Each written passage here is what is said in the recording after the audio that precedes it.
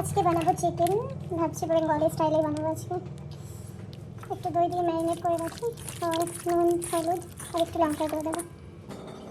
এখানে আমি আগে থেকে রেডি করে রেখেছি পেঁয়াজ, টমেটো, আলু আর মশলা বানিয়ে নিয়েছি। মশলায় আছে আদা, রসুন, জিরে, ধনে আর শুকনো লঙ্কা। একটু হলুদ দিয়ে আলুটা ছেড়ে দেবো, হলুদটা দিলে কালারটা ভালো আসবে। নতুন আলু,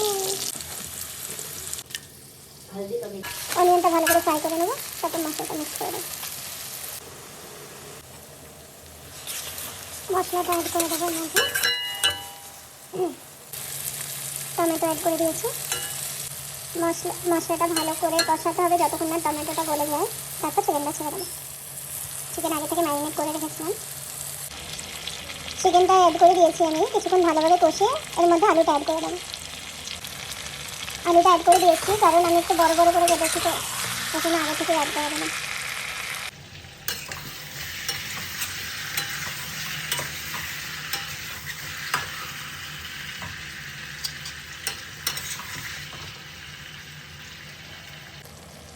মাংসটা ভালো করে কষিয়ে নিয়েছি, এবার 10 মিনিট এটা লো ফ্লেমে রাখবো। আমি এটাতে কোনো জল অ্যাড করবো না, লো ফ্লেমেই বানাবো, কারণ আমি এটা কষা মাংস বানাবো, গ্রেভি আমরা বেশি খাই না।